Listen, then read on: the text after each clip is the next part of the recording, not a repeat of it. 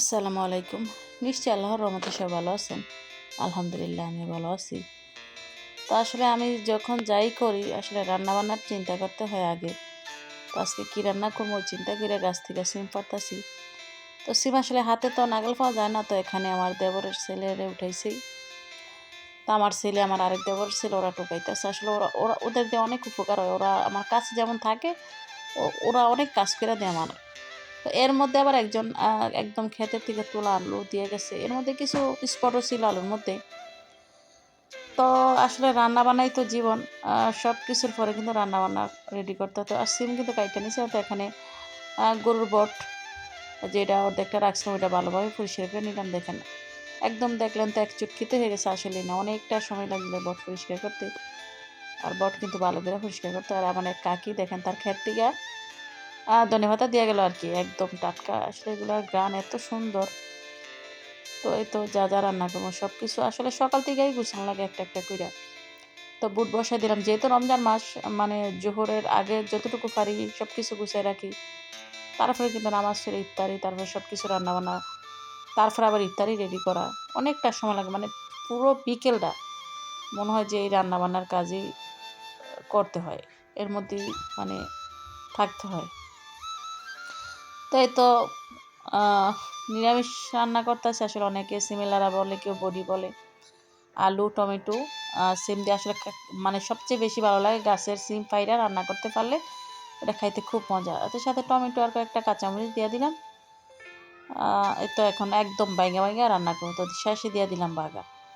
তো একদম শুকনা শুকনা কইরা নেবো, জাল কইরা। তবে এই তরকারিটা কিন্তু অনেক মজা লাগে। আমি জানি না কার কি পছন্দ, তবে সিমের এই লাড়াটা আমার খুব পছন্দ। আসলে সিমের লাড়া তো বলে না আমাদের এলাকায়।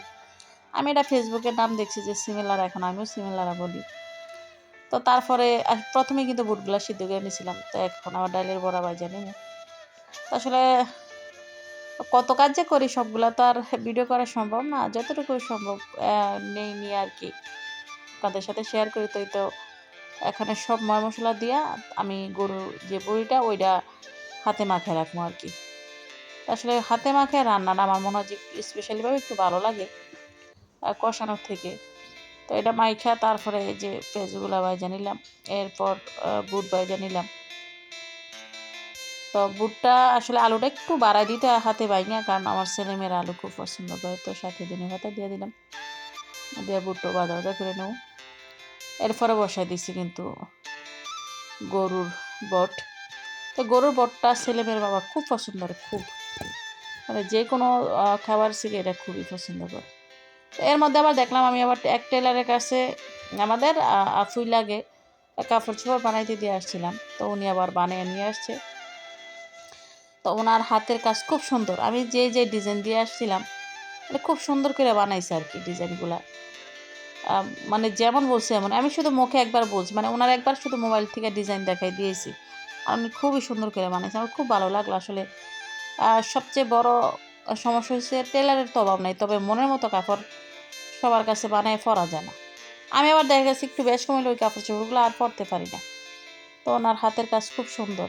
তো আজকে একদম ক্ষেতের আলু আনছে দেখে কিন্তু সন্ধ্যার আগে আবার একটু ইফতারের আগে একটু আলু সিদ্ধ করছিলাম, মানে ইচ্ছা করলো যে একটু আলু সিদ্ধ খাই।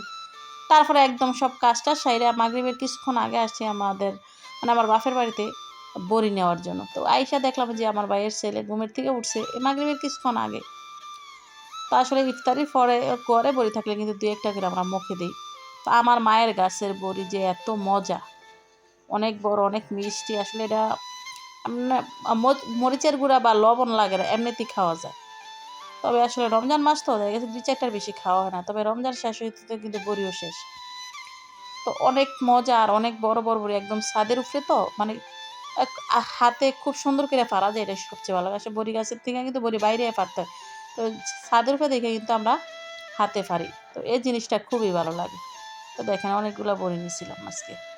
তো ধন্যবাদ সবাইকে, ভালো থাকবেন সবাই। আল্লাহ হাফিজ।